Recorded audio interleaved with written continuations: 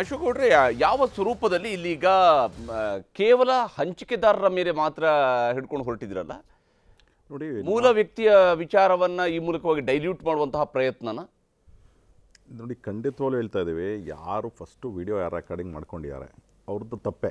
ಅದರಲ್ಲಿ ಯಾವುದೇ ರೀತಿ ಸಹ ಅದಕ್ಕೆ ಝೀರೋ ಟಾಲರೆನ್ಸ್ ಅಂತ ಹೇಳಿ ನರೇಂದ್ರ ಮೋದಿಯವರಾಗಿ, ಹಾಗೆ ಅಮಿತ್ ಶಾ ಅವರಾಗಿ ಆಗಲಿ, ಅಥವಾ ನಮ್ಮ HD ಕುಮಾರಸ್ವಾಮಿ ಅವರಾಗಲಿ, ಅಥವಾ ಅಶೋಕ್ ಅವರಾಗಲಿ, ಎಲ್ಲರೂ ಹೇಳಿದ್ದಾರೆ, ಸ್ಪಷ್ಟವಾಗಿ ಹೇಳಿದ್ದಾರೆ. Zero tolerance towards even recording is one of the ವಿಕೃತಿ, ಅದು ಸರಿ ಇಲ್ಲ ಅಂತಲೇ ಹೇಳಿರೋದು. ಆದರೆ ಅತ್ಯಂತ ಪ್ರಮುಖ ಏನು, ನೀವು ಆಗಲೇ ಕೇಳ್ತಾ ಇದ್ರಿ, ಅವ್ರಿಗೆ ಪನಿಷ್ಮೆಂಟ್ ಆಗಬೇಕಾಗಿತ್ತು. ಅಕಸ್ಮಾತ್ ಏನಾದರೂ ಇವರಿಗೆ ಪನಿಷ್ಮೆಂಟ್ ಕೊಡಿಸ್ಬೇಕು ವಿಕೃತಿಗೆ ಅಂತ ಹೇಳಿದ್ರೆ ಇವರೇನು ಮಾಡೋರು, ಒಂದು ರಿಟ್ ಪಿಟಿಷನ್ ಹಾಕೋರು ಅಥವಾ ಒಂದು ಪೊಲೀಸ್ ಇನ್ವೆಸ್ಟಿಗೇಷನ್ ಟೀಮ್ನ ಮುಂಚೆನೇ ಮಾಡೋರು, ತೆಗೆದುಕೊಂಡೋಗಿ ಎಲ್ಲ ವೀಡಿಯೋನ ಮಾರ್ಫ್ ಮಾಡಿ ಅದಾದ ಮೇಲೆ ಹೊರಗಡೆ ಬಿಡಬೇಕು ಅಥವಾ ಬೇಡವೋ. ಯಾಕಂದರೆ ಯಾರು ಮಕಾನು ಕಾಣಿಸ್ಬಾರ್ದು, ಯಾರ್ದು ಹೆಸರು ರಿವೀಲ್ ಆಗಬಾರ್ದು. ಇವತ್ತು ಈಗಾಗಲೇ ಮಂಡ್ಯದಲ್ಲಿ ಒಂದು ಸುಸೈಡ್ ಅಟೆಂಪ್ಟ್ ಆಗಿದೆ ಅನ್ನತಕ್ಕಂತಹ ವಿಚಾರ ಹೊರಬರ್ತಾ ಇದೆ, ಆದರೆ ಇನ್ನೂ ಸಹ ಕನ್ಫರ್ಮೇಷನ್ ಆಗಿಲ್ಲ. ಇರಲಿ, ಈಗ ಏನಾಗುತ್ತೆ, ಅಕಸ್ಮಾತ್ ಯಾವುದಾದ್ರು ಒಂದು ಹೆಣ್ಮಗಳು ಕೆಲಸದಲ್ಲಿ ಇರ್ತಾಳೆ, ಕೆಲಸ ಕಳ್ಕೊಳ್ತಾರೆ, ಅಥವಾ ಯಾವುದಾದ್ರೂ ಒಂದು ರೀತಿಯಲ್ಲಿ ಪ್ರಾಣಾಪಾಯ ಆಯಿತು ಅಥವಾ ಸಂಸಾರ ಹಾಳಾಯಿತು, ಅದಕ್ಕೆಲ್ಲ ಹೊಣೆ ಯಾರಾಗ್ತಾರೆ? ಅದರಿಂದಾಗಿ ಕಲ್ಪ್ರಿಟ್ ಅಂತ ಯಾರಿದ್ದಾರೆ, ಮೊದಲಿಗೆ ಯಾರು ಇದರಲ್ಲಿ ರೆಕಾರ್ಡ್ ಮಾಡ್ಕೊಂಡಿದ್ದಾರೆ ಅವ್ರದ್ದು ತಪ್ಪೇ, ಅದರಲ್ಲಿ ಝೀರೋ ಟಾಲರೆನ್ಸ್. ಆದರೆ ಅದಕ್ಕಿಂತ ಹೆಚ್ಚಾಗಿ 21ನೇ ತಾರೀಕು ನಿಮ್ಮ ಪೆನ್ ಡ್ರೈವ್ ಡಿಸ್ಟ್ರಿಬ್ಯೂಷನ್ ಏನು ಸ್ಟಾರ್ಟ್ ಆಯಿತು, 22ನೇ ತಾರೀಕು ಏನು ಕೇಸ್ ರಿಜಿಸ್ಟರ್ ಆಗುತ್ತೆ, ಆ ಕೇಸ್ ಬಗ್ಗೆ ನೀವು ತಲೆನೇ ಕೆಡಿಸ್ಕೊಳ್ಳದೆ 27 ರಾತ್ರಿ ಅಂದರೆ 27 ಅರ್ಲಿ ಮಾರ್ನಿಂಗು ಪ್ರಜ್ವಲ್ ರೇವಣ್ಣವರು ಹೋಗಲಿಕ್ಕೆ ಅನುವು ಮಾಡಿಕೊಟ್ಟವ್ರು ಯಾರು? ಆದರೆ ಅದಕ್ಕಿಂತ ಜಾಸ್ತಿ ಕಾರ್ತಿಕ್ ಅಂತಕ್ಕಂಥ ಒಬ್ಬ ಡ್ರೈವರು, ಸಾಧಾರಣ ಡ್ರೈವರು ವಿದೇಶದಲ್ಲಿ ಹೋಗಿ ತಲೆಮರೆಸ್ಕೊಳ್ತಾನೆ ಅನ್ನೋದಕ್ಕೆ ಸ್ಪಾನ್ಸರ್ಶಿಪ್ ಯಾರು ಕೊಟ್ಟರು? ಅದಾದಮೇಲೆ ಎಲ್ಲದಕ್ಕಿಂತ ಪ್ರಮುಖ, ಈಗ ನಾವುಗಳು ನೋಡಿದ್ದೀವಿ, ಇಂಡಿವಿಜುವಲ್ಲು ಯಾರೂ ಸಹ ಈ 20,000 ಪೆನ್ ಡ್ರೈವು, 1,00,000 ಪೆನ್ ಡ್ರೈವ್ ಅಂತ ಏನು ಹೇಳ್ತಾರೆ, number is a different issue. 10 pen ಡ್ರೈವ್ನೂ ಸಹ ನಾವು 10ನೇ ಪೆನ್ ಡ್ರೈವ್ನೆಲ್ಲಾದರೂ ಒಂದು ಕಡೆ ಎಸಿತೀವಿ ಅಂತ ಹೇಳಿದ್ರೆ ಇಮಿಡಿಯೇಟಾಗಿ ಪೊಲೀಸರಿಗೆ ಒಂದು ಇನ್ಫಾರ್ಮೇಷನ್ ಹೋಗ್ತದೆ, ಪೊಲೀಸರು ಬಂದು 20ನೇ ಪೆನ್ ಡ್ರೈವ್ ಎಸೆಯೋದ್ರೊಳಗಡೆ ಅರೆಸ್ಟ್ ಮಾಡ್ತಾರೆ.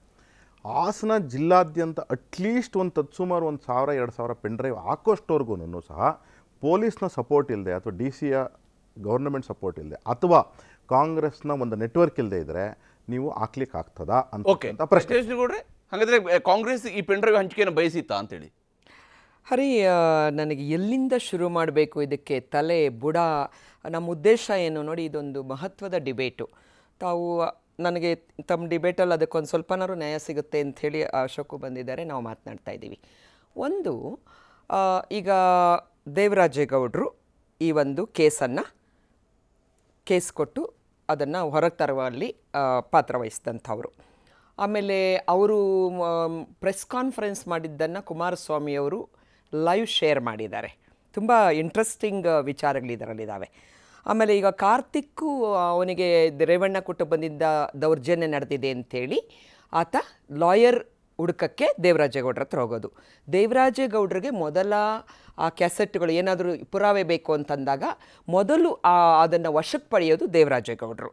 ಆಮೇಲೆ ದೇವರಾಜೇಗೌಡರು ಮತ್ತು ಕಾರ್ತಿಕ್ ಅವರು, ಇವತ್ತು ದೇವರಾಜೇಗೌಡರು ಯಾವ ಪಾರ್ಟಿಲಿದ್ದಾರೆ? ಯಾಕಂದರೆ ಅಶೋಕ್ ಅವರು ಹೊರ ದೇಶಕ್ಕೆ ಹೋಗೋದಕ್ಕೆ ಯಾರು ಸಪೋರ್ಟು, ಯಾರು ಸ್ಪಾನ್ಸರು ಅಂತ ಕೇಳಿದ್ರು. ಆಮೇಲೆ DKಗೆ ಇಲ್ಲೊಂದು 2-3 ಒಕ್ಕಲಿಗ ನಾಯಕ, ಅದನ್ನು ಕ್ಲೈಮ್ ಮಾಡಬೇಕು, ಇದನ್ನು ಕ್ಲೈಮ್ DKಗೆ ಒಕ್ಕಲಿಗ ನಾಯಕನ ಕಾಂಗ್ರೆಸ್ ಪಾರ್ಟಿ ಮಾಡಿದೆ. ಆಮೇಲೆ DK ಕುಟುಂಬದ ಮೇಲೆ ಏನು ದೌರ್ಜನ್ಯ ಆಗಿಲ್ವಾ? DK ಕುಟುಂಬಕ್ಕೆ ಹಿಂಸೆ ಕೊಟ್ಟಿಲ್ವಾ? DK ಕುಟುಂಬಕ್ಕೆ ಅವ್ರ ಮನೆಯಲ್ಲಿ ತಾಯಿ ಇಲ್ವಾ, ಪತ್ನಿ ಇಲ್ವಾ, ಮಗಳಿಲ್ವಾ, ಸಹೋದರ ಇಲ್ವಾ, ಅವರ ಓರ್ಗಿತ್ತಿಯರಿಲ್ವಾ? ಅವರ ಇಡೀ ಕುಟುಂಬದಲ್ಲಿ ಯಾರನ್ನು ಬಿಟ್ಟಿದ್ದೀರಿ? ಅವ್ರನ್ನ ಜೈಲ್ಗೆ ಹಾಕ್ಲಿಲ್ವಾ? ಅವ್ರಿಗೆ ಆರೋಗ್ಯ ಕೆಡಲಿಲ್ವಾ? ವಿಷಯ ಅದಲ್ಲ. DK ಎಲ್ಲೂ ಬಂದು ಹತ್ಕೊಂಡು ಹೇಳ್ಕೊಳ್ಳಿಲ್ಲ, ಅವ್ರಿಗೆ ಅನುಭವಿಸ್ತಾ ಇದ್ದಾರೆ, ಅದನ್ನು ಫೇಸ್ ಮಾಡ್ತಾ ಇದ್ದಾರೆ. ಎರಡನೇದು, ಈಗ ಕುಮಾರಸ್ವಾಮಿಯವರ ಒಂದು ಇದು ಮಾರ್ಪಡ್ ಅಂತಾರೆ. ನನಗೆ ತುಂಬ 2 ಸಲ ಚೀಫ್ ಮಿನಿಸ್ಟರ್, SIT ಆಗಿದೆ, ನೀವು ಸಹಕಾರ ಕೊಡಬೇಕು, ಇಲ್ಲ ನಾವು ಗಂಭೀರವಾಗಿರಬೇಕು ಈ ವಿಚಾರದಲ್ಲಿ. ನಾವೆಲ್ಲರೂ ಹೇಳ್ದಂಗೆ ಆ ಹೆಣ್ಣು ಮಕ್ಕಳಿಗೆ ಏನು ಅನ್ಯಾಯ ಆಗಿದೆ, ಅದರಲ್ಲಿ ಸತ್ಯಾಸತ್ಯತೆ ಏನಿದೆ, ಪ್ರತಿಯೊಂದು ಪೊಲಿಟಿಕಲ್ ಪಾರ್ಟಿ ಜವಾಬ್ದಾರಿಯಿಂದ ವರ್ತಿಸಿ ನಾವು ಇಡೀ ರಾಜ್ಯಕ್ಕೆ ಕಪ್ಪು ಚುಕ್ಕೆ, ದೇವೇಗೌಡರ ಕುಟುಂಬಕ್ಕೆ ಕಪ್ಪು ಚುಕ್ಕೆ ಬಳಿಯೋದಕ್ಕೆ ಇಂಥದ್ದೇನು ಬೇಕಾಗಿಲ್ಲ. ಅಥವಾ ರಾಜ್ಯದಾದ್ಯಂತ ಪ್ರತಿಭಟನೆ ಮಾಡಿದ ತಕ್ಷಣ ಹೋಗಿರೋ ಮಾನ ಏನು ಬರೋದಿಲ್ಲ, ಅದು ತಪ್ಪು. ಹಂಚಿರೋದು ತಪ್ಪು. ಒಂದು ಹೆಣ್ಣು ಮಗುವಿಗೆ ರೈಟ್ ಟು ಡಿಗ್ನಿಟಿ, ಈ ದೇಶದ ಸಂವಿಧಾನ, ಒಂದು ವ್ಯಭಿಚಾರಿಣಿ ಹೆಣ್ಣು ಮಗಳಿಗೂ ರೈಟ್ ಟು ಡಿಗ್ನಿಟಿ ಇದೆ. So nobody can take away that constitutional right. ಆದ್ದರಿಂದ ಈ ಒಟ್ಟಾರೆ ಪ್ರಕರಣ ಏನು ನಡೀತಾ ಇದೆ, ಪೊಲಿಟಿಸೈಸ್ ಮಾಡ್ಲಿಕ್ಕೆ ಹೋಗಿ ನಿಮ್ಮ ಬಂಡೆಗಳನ್ನ ನೀವೇ ತಲೆ ಮೇಲೆ ಹಾಕೋತೀರ, ಅದರಿಂದ ಬೆಟ್ಟ ಆಗೋದು ಇಲಿ ಹಿಡ್ದಾಗ ಏನು ಸಿಗೋದಿಲ್ಲ. ಗಂಭೀರವಾಗಿ ವರ್ತಿಸ್ಬೇಕು ಎಲ್ಲರೂ ಅನ್ನೋದು ನನ್ನ ಮನವಿ. ಮಾತಾಡ್ತೀನಿ. ಚರ್ಚೆ ನಾವು ಮುಂದುವರಿಸೋಣ. ಬಹಳಷ್ಟು ವಿಚಾರಗಳಿದ್ದಾವೆ, ಬಹಳಷ್ಟು ಪ್ರಶ್ನೆಗಳು ಕೂಡ ಇದ್ದಾವೆ. ಚರ್ಚೆ ನಾನು ಮುಂದುವರಿಸ್ತೀನಿ. ಚಿಕ್ಕ ಬ್ರೇಕ್ ನಂತರ